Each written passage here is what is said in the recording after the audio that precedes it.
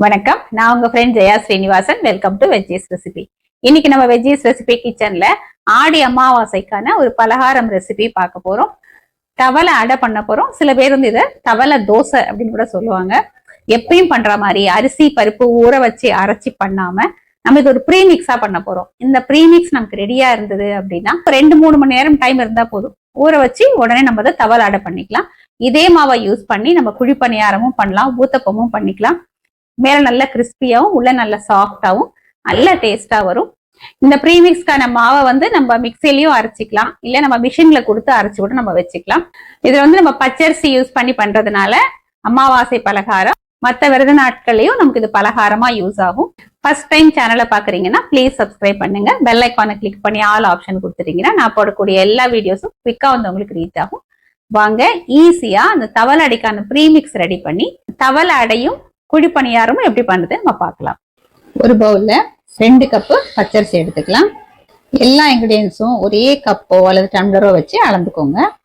1/2 cup துவரம்பருப்பு, 1/2 cup கடலைப்பருப்பு, 1/2 cup உளுத்தம்பருப்பு. இது எல்லாத்தையும் வாஷ் பண்ணிட்டு ஊற விடாம உடனே தண்ணியை ட்ரைன் பண்ணிட்டு ஒரு துணியில காய வச்சுக்கலாம். அப்படி இல்லை இது கிளீனா தான் இருக்கு அப்படின்னா ஒரு துணியால தொடச்சிட்டு மிக்சி ஜார்ல சேர்த்து ரவா பதத்துக்கு நம்ம உடைச்சி எடுத்துக்கணும். பாருங்க, இந்த மாதிரி ஃபைன் ரவா பதத்துக்கு நம்ம அரைச்சி எடுத்துக்கணும். நம்ம அரிசி பருப்பு எல்லாமே இந்த ரவா மாதிரி உடைச்சு வச்சிருக்கோம் இல்லையா, அது தேவையான நம்ம எடுத்துக்கலாம். நான் ஒரு 2 கப் எடுத்துக்கிறேன். மிச்சம் இருக்கிறத ஒரு ஏர்டைட் கண்டெய்னர்ல போட்டு வச்சிட்டோம்னா நம்ம தேவையான போது யூஸ் பண்ணிக்கலாம். இதுக்கு தேவையான அளவு உப்பு, நான் கல்லுப்பு சேர்த்திருக்கேன், சால்ட் கூட சேர்த்துக்கலாம். கொஞ்சம் பெருங்காயம், நான் கட்டி பெருங்காயம் எடுத்துட்டு இருக்கேன். பவுடர் பெருங்காயம் சேர்க்கறதா இருந்தா ஒரு 1/4 டீஸ்பூன் சேர்த்துக்கோங்க. இது கொஞ்சம் நல்லா மிக்ஸ் பண்ணிக்கலாம், ஏன்னா உப்பு பெருங்காயம் போட்டிருக்கோம் இல்லையா, அதனால. தண்ணி இந்த மாதிரி நல்லா முத்து முத்தா வருது பாத்தீங்களா, இந்த மாதிரி நம்ம சூடு பண்ணிக்கணும். இந்த தண்ணியை விட்டு இதை நல்லா கட்டி இல்லாம மிக்ஸ் பண்ணிக்கணும். கொஞ்சம் கொஞ்சமா விட்டு மிக்ஸ் பண்ணிட்டு திரும்ப தண்ணி விட்டுக்கலாம். வெந்நீர் விடுறதுனால நான் கட்டி பெருங்காயம் சேர்த்திருக்கேன் இல்லையா, அதுவும் கரைஞ்சிடும். இந்த திக்கான பேட்டரா அடமாவு பதத்துக்கு நான் கரைச்சிருக்கேன். ஒரு தட்டு போட்டு மூடி வச்சிடலாம். இது ஒரு 3 மணி நேரம் ஊறட்டும். ஸ்டவ்ல ஒரு கடாயை வச்சிருக்கேன். 1 டேபிள் ஸ்பூன் எண்ணெய் சேர்த்துக்கலாம். எண்ணெய் சூடானதும் 1 டீஸ்பூன் கடுகு, கடுகு வெடிச்சதும் 1 டீஸ்பூன் உளுத்தம்பருப்பு, 1 டீஸ்பூன் கடலைப்பருப்பு, 2 காஞ்ச மிளகா பொடி பொடியா கட் பண்ணி எடுத்துட்டு இருக்கேன். பருப்பு செவந்து வர வரைக்கும் நல்லா ஃப்ரை பண்ணிக்கலாம். பருப்பு லேசா செவந்து வரும்போது 1/2 டீஸ்பூன் ஜீரகம், 2 பச்சை மிளகாயை பொடி பொடியா கட் பண்ணிருக்கேன், இது சேர்த்துக்கலாம். 1 இன்ச்சு இஞ்சி தோல் சீவிட்டு நான் பொடி பொடியா கட் பண்ணிருக்கேன், நம்ம கிரேட் பண்ணி கூட சேர்த்துக்கலாம். கொஞ்சம் கருவேப்பிலை, எல்லாத்தையும் நல்லா வதக்கி விட்டுப்போம். இஞ்சி பச்சை மிளகா நல்லா வதங்கணும். பாருங்க, எல்லாமே நல்லா வதங்கியாச்சு. 2 டேபிள் ஸ்பூன் தேங்காய் துருவல் சேர்த்துக்கலாம். இப்ப ஸ்டவ் ஆஃப் பண்ணிக்கலாம். பொடியா கட் பண்ணிருக்கிற கொத்தமல்லி சேர்த்துப்போம். இது எல்லாத்தையும் நல்லா மிக்ஸ் பண்ணிக்கணும். தேங்காய் கொத்தமல்லி எல்லாம் ரொம்ப வதங்கணும்னு அவசியம் இல்லை, இந்த கடாயில் இருக்கிற சூடே போதும்.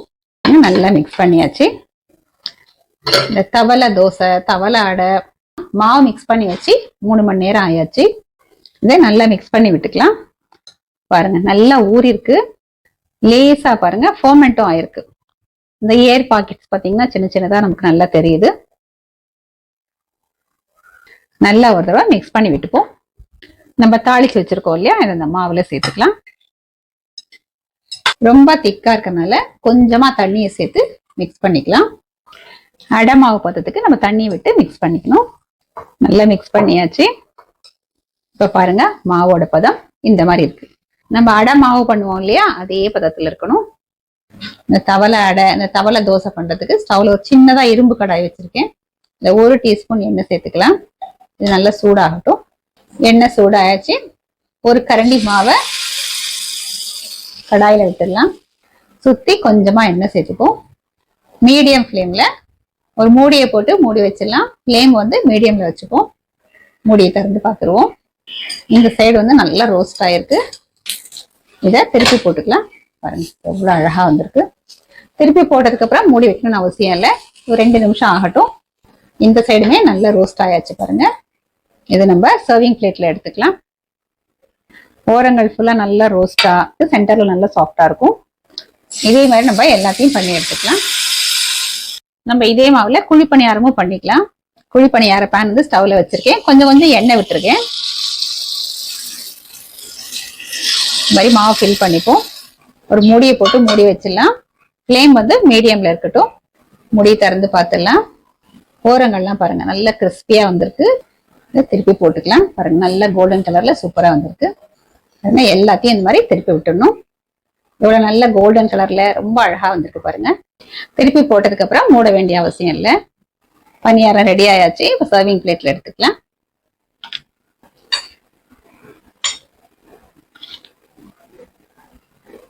நல்ல கிறிஸ்பியா சூப்பரா வந்திருக்கு பாருங்க. ஒரே மாவுல 2 டிஃபனுமே நம்ம பண்ணிடலாம். தவளை அடை பாருங்க எவ்வளவு நல்லா வந்திருக்கு. சென்டர்ல நல்லா சாஃப்டாவும் ஓரங்கள் ஃபுல்லா நல்லா மொறுமொறுன்னு இருக்கு. உள்ளேயும் காமிக்கிறேன் பாருங்க. உங்களுக்கு உள்ளேயும் நல்லா பஞ்சா அருமையா வந்திருக்கு. இதே மாவுல நம்ம பணியாரமும் பண்ணிருக்கோம். பணியாரமும் நல்லா கிறிஸ்பியா, உள்ள வந்து நல்லா சாஃப்டா பாருங்க சூப்பரா வந்திருக்கு. தவளடை ப்ரீமிக்ஸும் அதை யூஸ் பண்ணி தவளடையும் பணியாரமும் சூப்பரா ரெடி ஆயாச்சு. இதே மாவை யூஸ் பண்ணி நம்ம ஊத்தப்பமும் பண்ணிக்கலாம். நம்ம இப்ப தவளடையை நம்ம டேஸ்ட் பண்ணி பார்க்கலாம். எல்லா விதமான சட்னியோடய இது ரொம்ப நல்லா இருக்கும். இன்னைக்கு வந்து நான் தக்காளியும் தேங்காயும் சேர்த்து சட்னி அரைச்சிருக்கேன். நம்ம அதோட டேஸ்ட் பண்ணி பார்த்தலாம். ஃபர்ஸ்ட் கிளாஸா இருக்கு. ஓரங்கள் நல்லா மொறுமொறுன்னு இருக்கு. உள்ள நல்லா சாஃப்டா இருக்கு. நம்ம தாளிச்சு கொட்டிலாம் பண்ணிருக்கோம் இல்லையா, நல்ல கமகமான வாசனையா இருக்கு. தேங்காய் வேற வறுத்து போட்டிருக்கோம். அதோட பிளேவரும் அட்டகாசமா இருக்கு. இன்னைக்கு அமாவாசை அப்படிங்கறதுனால இதுல நான் வெங்காயம் சேர்க்கல. மற்ற நாளும் நம்ம டிஃபனா பண்ணிக்கும் போது வெங்காயத்தை பொடியா கட் பண்ணி நம்ம தாளிச்சோம் இல்லையா, அதோடய வதக்கி நம்ம சேர்த்துக்கலாம். கேரட்டை வந்து மெல்லீஸா கிரேட் பண்ணி போட்டுக்கலாம். குடமிளகாயை கூட பொடி பொடியா கட் பண்ணி போட்டுக்கலாம். ஈவன் ஃப்ரோசன் பட்டான் இருந்தாலும் போடலாம். இதெல்லாம் சேர்த்து பண்ணும்போது இன்னும் டேஸ்டாவும் இன்னும் ஹெல்த்தியாவும் இருக்கும். பணியாரமும் பாருங்க நல்லா வந்து ஒரு லேயர் ஃபுல்லாவே நல்லா கிறிஸ்பியா, உள்ள நல்லா சாஃப்டா சூப்பரா வந்திருக்கு. அட்டகாசமா இருக்கு. ரவா உடைக்கும் போது நல்ல மெலீஸ் ரவாயா உடைச்சுக்கோங்க. நம்ம திரும்ப ஊற வைக்கும் போது நல்லா ஊறி கொஞ்சம் பெருசாயிடும். நம்ம உடைக்கும் போதே கொஞ்சம் பெரிய பெரிய ரவையா உடைச்சிட்டோம், அப்படியே குருணையா இருக்கிற மாதிரி இருக்கும். வரக்கூடிய ஆடி அமாவாசைக்கு இதே மாதிரி இதே மெத்தட்ல இந்த தவளடை நீங்க ப்ரிப்பேர் பண்ணி பாருங்க. செம்ம சூப்பரா வரும். இந்த ப்ரீமிக்ஸ் இருந்தாலே போதும். நீங்க தவளடை, ஊத்தப்பம், பணியாரம் எல்லாமே பண்ணிக்கலாம். லஞ்ச் பாக்ஸ்க்கு யூஸ் ஆகும். மாவு இல்லாத நேரத்துல பிரேக்ஃபாஸ்ட்க்கு, டின்னருக்கும் யூஸ் ஆகும். நீங்க ட்ரை பண்ணி பார்த்துட்டு எப்படி வந்ததுன்னு கமெண்ட்ல சொல்லுங்க. லைக் பண்ணுங்க. உங்க ஃப்ரெண்ட்ஸ் அண்ட் ஃபேமிலில ஷேர் பண்ணுங்க. புது ரெசிபியோட நாளைக்கு நான் உங்களை மீட் பண்றேன். தேங்க்ஸ் ஃபார் வாட்சிங்.